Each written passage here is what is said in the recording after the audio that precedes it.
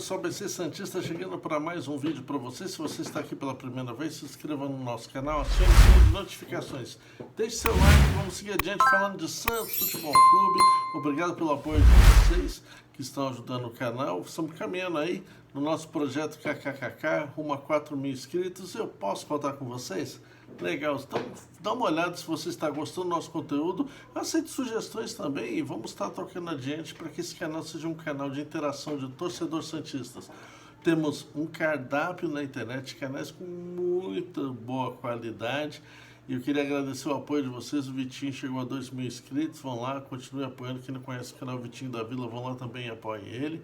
Mas fica aquele convite para você vir interagir e já deita seu dedo aí no like, senta o like aí, porque quanto mais likes, mais o YouTube compartilha esse vídeo com outros torcedores e a gente possa ter uma demanda melhor de torcedores analisando o nosso conteúdo, participando, conversando, comentando. Isso é muito legal. Mas muito obrigado de coração a todos vocês. Bom, hoje vou falar um pouco aqui do Santos, do assunto principal, são as entrevistas do Rueda, mas antes quero só comentar que todos os jogadores bidaram, quer dizer, e a boa grande notícia, até que o Rueda deu no início da coletiva, é que o Santos renovou o contrato do atacante David, que ele subiu agora para o profissional, está começando a ser uma alternativa no ataque, mas havia o risco do Santos estar expondo ele e o contrato dele está sob risco. Bom, eu vou entrar nesse detalhe já na abertura do que o Rueda falou. Eu vou falar um pouco das duas entrevistas,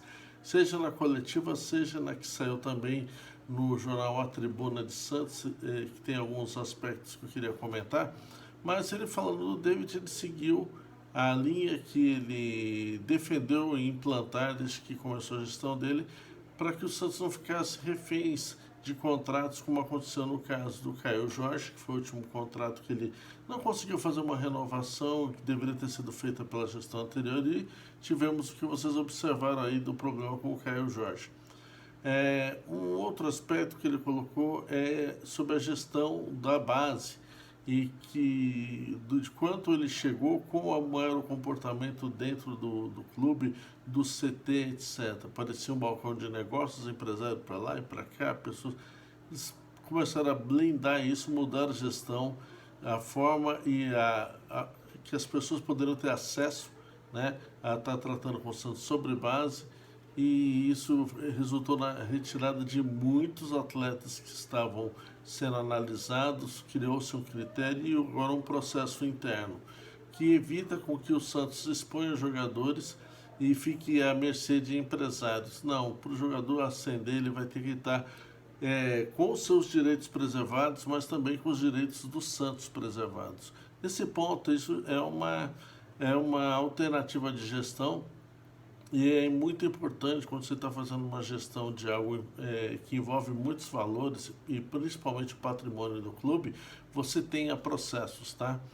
Mas falando um pouco da entrevista que ele deu na tribuna, teve alguns aspectos que ele fala dos pontos positivos e negativos, e um que reverberou bastante na internet, sobre os acertos, mas principalmente os erros. Um dos erros que ele admitiu, e ele falou que não é nem culpa da pessoa, que foi uma falha dele ter tomado a decisão e mais dele ter convidado a pessoa que, sendo o ídolo do Santos, uma pessoa que ele gosta, super educada, etc., mas ele se equivocou em colocar. Foi a hora que ele trouxe o Edu Dracena e, por conta disso, numa situação interna entre o Dracena e o Carille, ele optou em desligar o Carille. Ele se colocou que se arrepende, poderia ter mantido o Carille, né?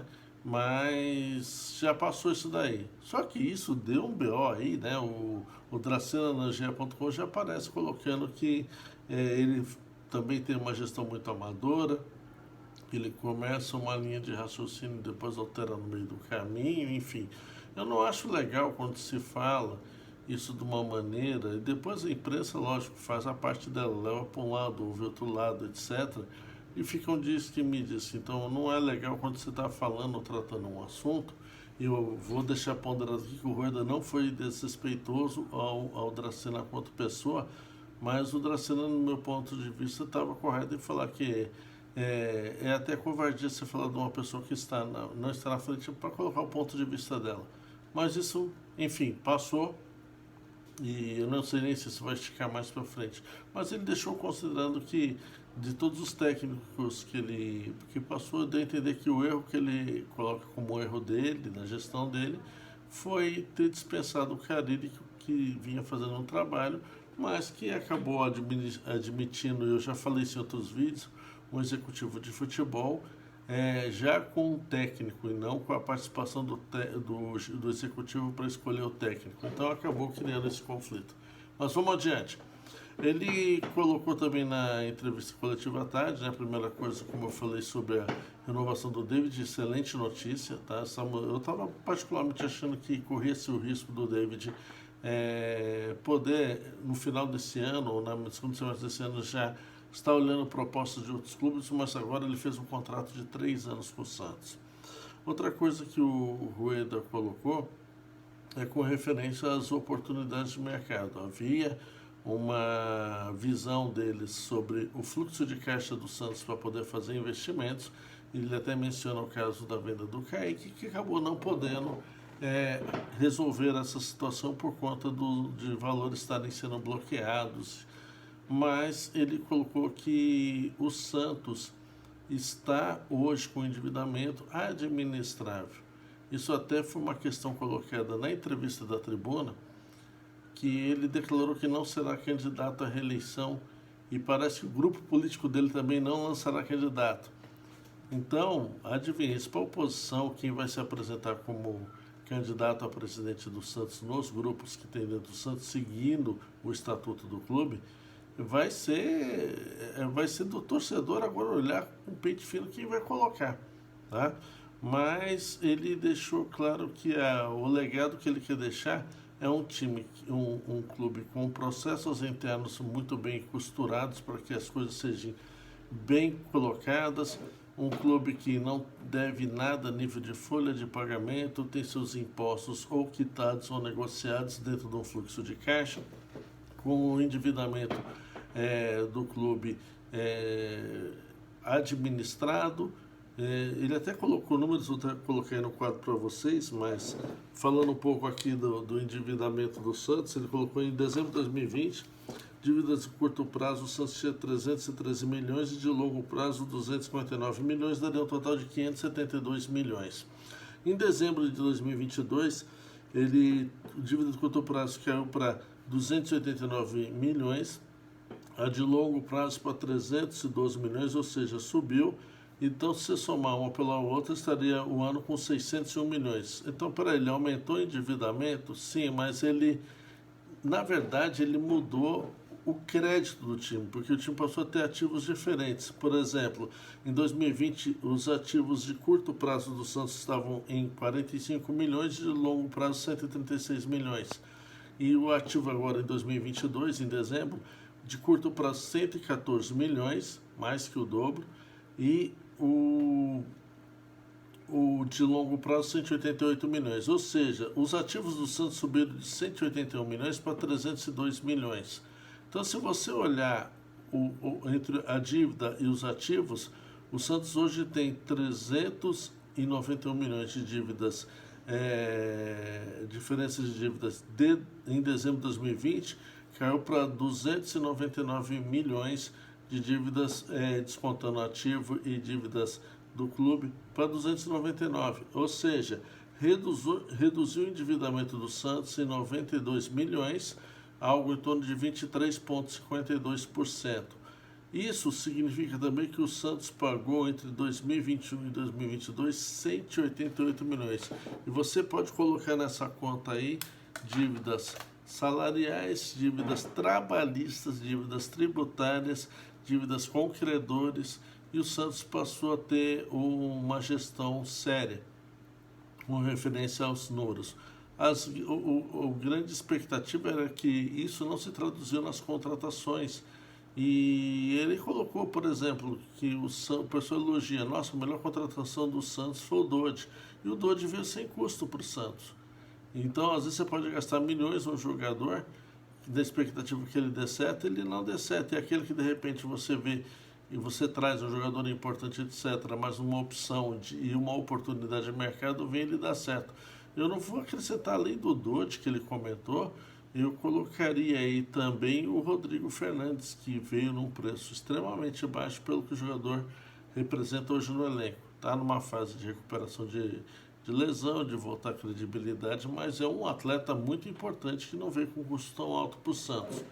Mas o que eu quero deixar em suma sobre o que eu tenho observado no que o Rueda colocou na entrevista coletiva é que ele coloca o Santos com uma credibilidade no mercado que o Santos já não tinha mais.